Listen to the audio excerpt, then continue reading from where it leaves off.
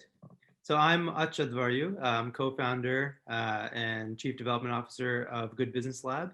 And on behalf of everyone at GBL, I'd like to thank you for contributing to our new thought leadership platform, GBL Access, where we're on a mission to provide our growing community with research insights from the field and beyond to drive good business actions.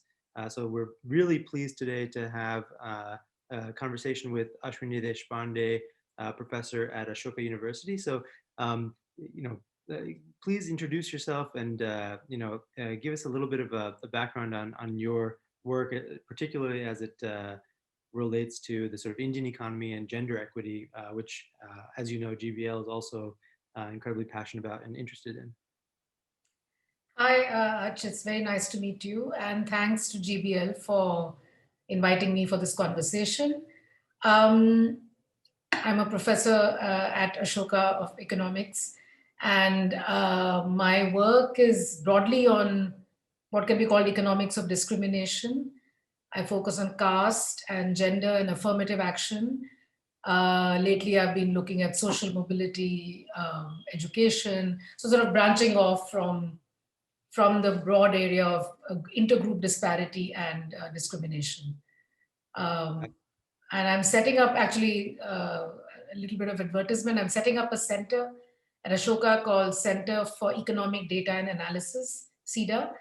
And the idea is that it'll be a portal where users can create interactive graphics based upon publicly available data. They can make connections across data sets, within data sets, over time, across variables. So basically build interesting patterns in a variety of socioeconomic and demographic variables. Yeah. It's sort of crowdsourcing, insights from data. I think that's wonderful. Right. We, at GBL, we work really hard on this idea that once you've got an academic paper, you can't stop there. You have to sort of convert it into action, and that takes a long series of steps to get these insights into sort of the formats that are going to be easily digestible. So that's wonderful news. So please keep us posted on the center. Yes, I will. Yeah. So, what I wanted to focus on in this call, we're very excited to sort of glean your expertise on this issue. Something that we care very deeply about is the sort of role of Indian women in the economy and how we can promote the sort of well-being of women more generally by improving the rates of labor force participation and the treatment of women in the workplace. And I think, this is just to frame the importance of this, particularly salient when we're thinking about the context of a global pandemic in which we're sort of forced to reassess norms and kind of cultural strictures of all kinds.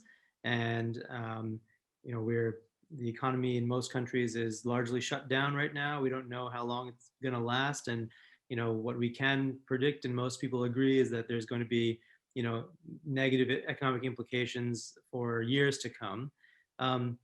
In your view and in your expertise, dealing with discrimination as it relates to gender in particular, how should we think about the role of women in the economy as it pertains to this kind of sea change that's going to happen? And in particular, just taking a step back, walk us through in India what most people think is a puzzle, which is despite consistent economic growth in India, we've seen declining rates and very low rates of labor force participation of women. So how do we reconcile those two? And I guess is that idea even more important now that we have this huge economic slowdown? Yeah, so there are two parts to your question. And for the first part, what I'd like to say is I think it's time for us to recognize the world over that in some sense, the biggest social safety net program is women's unpaid labor in the household. I mean, things that keep the world running and the activities that allow people to participate in productive work. is really the fact that women take the bulk of the unproductive work, so-called unproductive work, or the reproductive work within the home. And in the United States, for example, if you look at the US Labor Bureau statistics, women who were earlier in the labor force are dropping out because extended school closures, the problem of school homeschooling, managing paid work and managing cooking, cleaning, and the usual domestic chores is just turning out to be impossible. And so even better off women who have the facility, homes are big enough that you have extra rooms and multiple devices, even those women who are otherwise advantaged, because of the pandemic and just the pressure of having to deal with multiple demands on their time, are now dropping out of the labor force. So New York Times, that had this famous article saying in the COVID economy, you can either have a job or a kid. You can't have both. And men who have been stepping up to help with perhaps cooking or groceries, when it comes to childcare, that's still a big stumbling block. So women do end up taking the bulk of homeschooling and childcare responsibilities. That's in developed countries where the quote unquote social norm, and I'll talk about the quote unquote bit the social norm is supposedly seen as not adverse to women joining paid work. But I'll leave it within quotes because I do want to revisit this question of, the supposedly contrasting social norms. And I think one of the things that I think we need to have a conversation about is how different are social norms really, even though apparently they are different.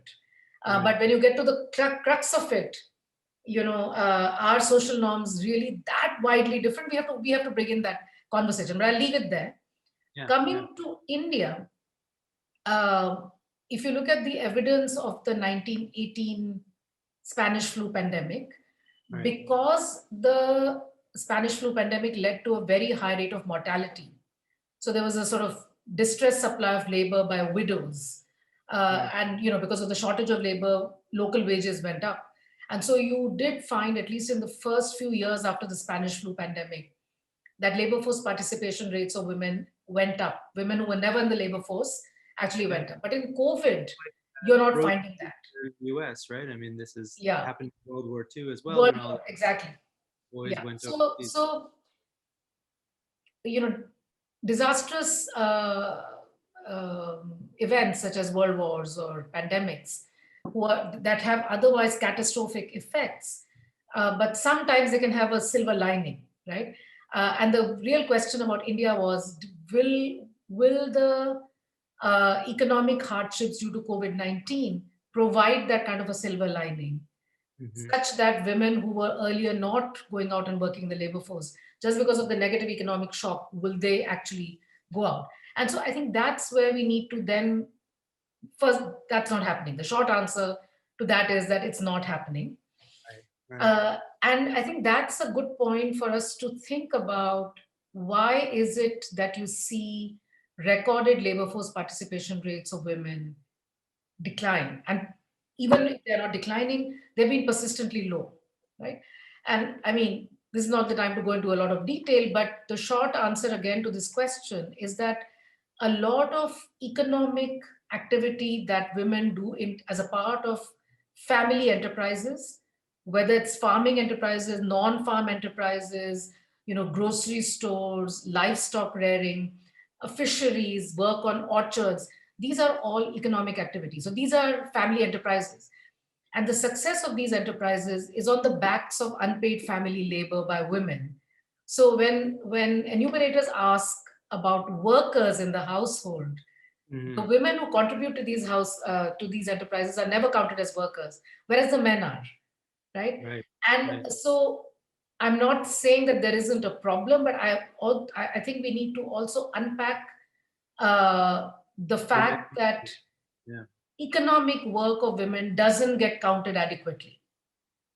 And so if you look at the Time Use surveys, now there's a new one that just came out. And when you look at the activities that are not paid work, but work that is in unpaid family, as unpaid family helpers, and I'm not talking about cooking, cleaning, and childcare, not that kind of work. That also women do. But I'm talking about actual activities that are productive conventionally work. regarded as economic activities, right? Which would get counted. So if the man was doing it, he would be regarded as a worker. Um, Fascinating. and so I think a large part of women's low labor force participation rates is the fact that a very large proportion of Indian women are involved in this very low level work, which they consider a part of their housework. Honestly, they just think they just have to do it, just like they have to cook and clean and everything else. So part of the story is change in the way labor force statistics are collected so that this part is recognized as work, as economic work. It's not employment for another person, but it's economic work. So that's one. The other is, just during the time when women's recorded labor force participation has declined the last 15 years, that has also been the time where Indian women's educational attainment has skyrocketed. Yeah. So, up to a very high level, the gaps between male and female education levels have more or less disappeared, That's right. right? Yeah. And so, that's an even a bigger puzzle. What are women doing? I mean, they're getting educated and social norms are keeping them out of the labor force. That doesn't make sense. Right. That just doesn't make sense. That's one. The other is, if you unpack the statistics and try to see which women have registered the highest decline in labor force participation, it's the rural tribal women. Right. Right. I don't see any change in terms of norms governing the public visibility of rural tribal women. If at all, the kind of social norms that militate against women working are operative more in urban areas, upper caste women also in rural areas, right? Right. Scheduled tribe women, Dalit, Adivasi women don't have not faced traditionally, that kind of uh, those kinds of taboos that we associate with upper caste women, right? Yeah. And so then we have to ask ourselves, why is it that rural women compared to urban women have registered a fall? A, and within rural women, why is it that scheduled tribe women have registered a fall? And I think there, the nature of availability of paid work that would generate adequate demand for women's labor, that has changed, right? So there is evidence now that some agricultural technologies have developed that actually replace women's work within agriculture and not so much male work, Right. right? That's right. And so, and men have migrated to the cities. And what do women do? So part of the story is measurement. Part of the story is the change in the rural areas that has not generated adequate work on a sustained enough basis that women can say, yes, I was working for the majority part of the year or last 30 days or whichever measure you look at. Mm-hmm. So the story is a little more complicated than social norms, conservative social norms militating against women's public visibility, etc. It seems true, and it's attractive to believe that probably that's what's going on, but I don't Right. think that's the. That's fascinating. So there's a lot to jump into here. So thank you for this synopsis. I think this is a complex issue and one that's made even more complex by the fact that it's never one story in India, right? It's Yeah, never the top line yeah, statistic almost never captures what's really yeah, going on.